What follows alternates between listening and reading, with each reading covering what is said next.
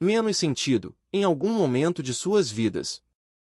Imaginem que vocês estão parados no saguão de um arranha-céu magnífico, um edifício que representa tudo o que vocês sempre sonharam. A carreira perfeita, relacionamentos harmoniosos, saúde vibrante e liberdade financeira.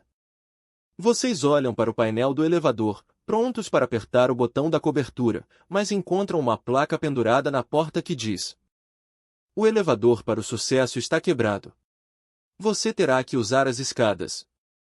Essa frase, meus caros, resume a essência do livro que vamos explorar hoje, o clássico absoluto See You at the Top, ou Vejo Você no Topo, do lendário Zig Ziglar. Não existe um botão mágico, não existe um atalho rápido que nos leve sustentavelmente ao topo sem esforço, mas existe, sim, uma escada sólida. Degrau por degrau, que qualquer um de nós pode subir se tivermos o mapa certo. E é exatamente esse mapa que Ziglar nos entrega com uma generosidade e um entusiasmo contagiantes.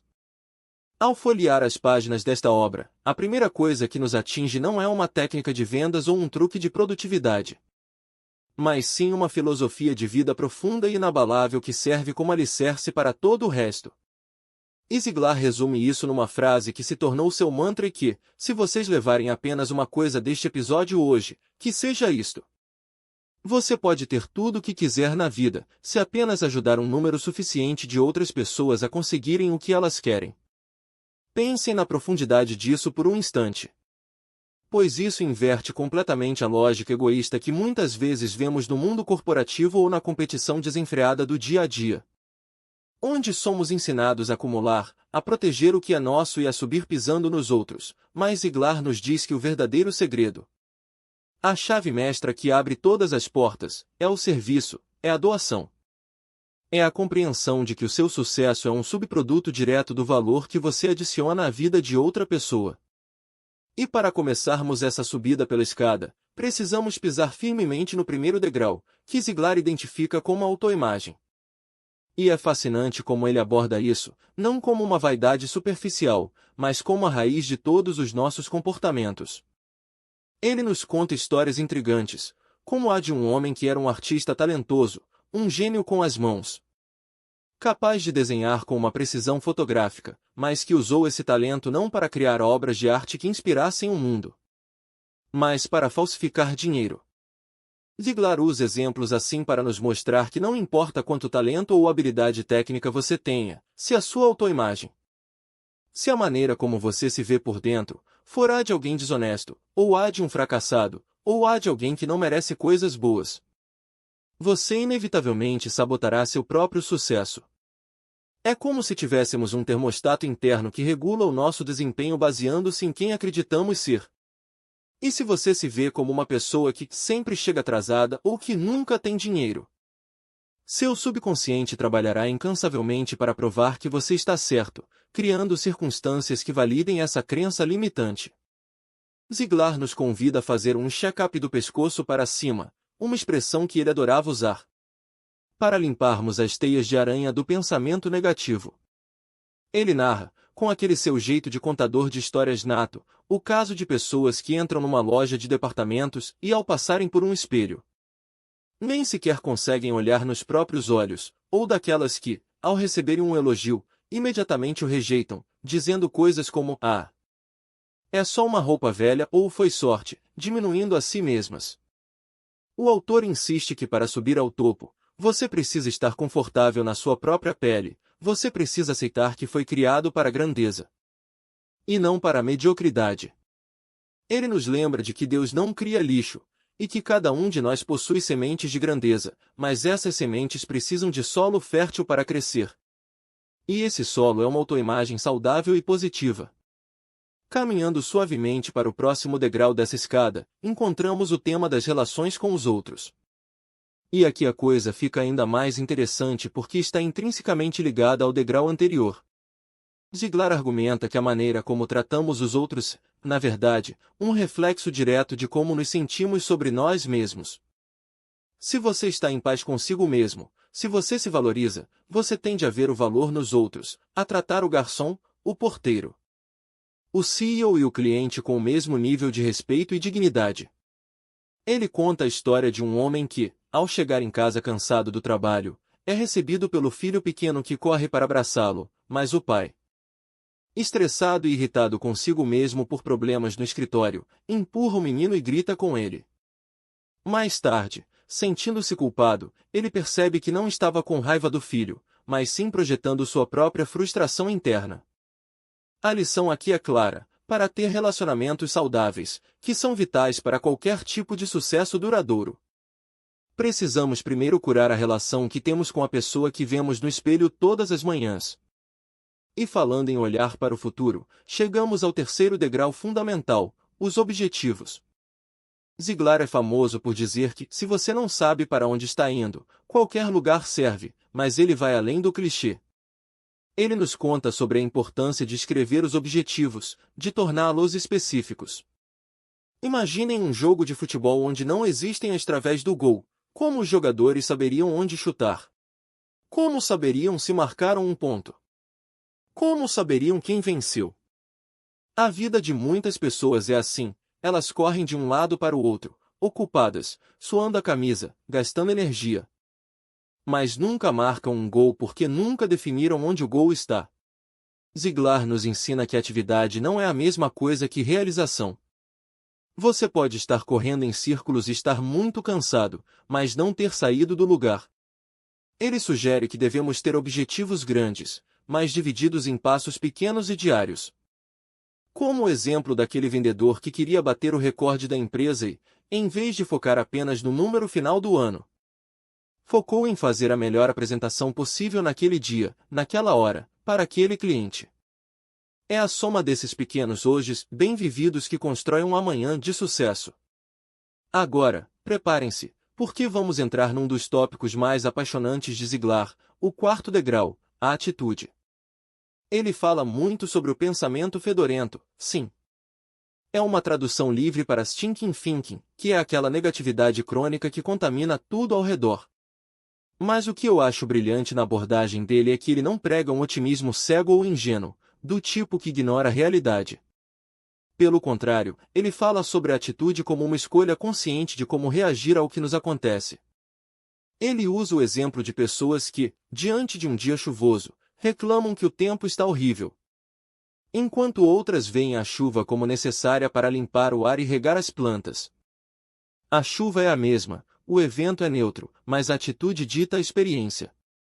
Ele nos conta sobre a experiência com as pulgas em um frasco. Se você colocar pulgas em um frasco e tampar, elas pularão e baterão na tampa repetidamente. Depois de um tempo, se você tirar a tampa, elas continuarão pulando apenas até a altura onde a tampa estava, porque foram condicionadas a acreditar que aquele era o limite. Quantos de nós estamos vivendo com tampas invisíveis, limitados por atitudes que aprendemos no passado? Mesmo quando as barreiras físicas já não existem mais. Ziglar nos desafia a quebrar essas tampas mentais e adotar uma atitude de eu posso, eu vou e eu sou capaz.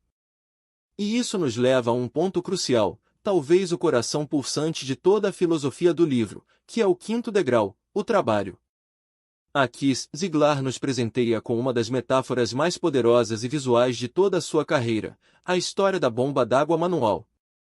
Imaginem aquelas bombas antigas de ferro, comuns em fazendas.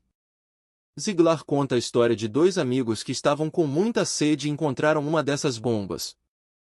Um deles começou a bombear furiosamente, mas não saía nada além de um barulho de ar e poeira.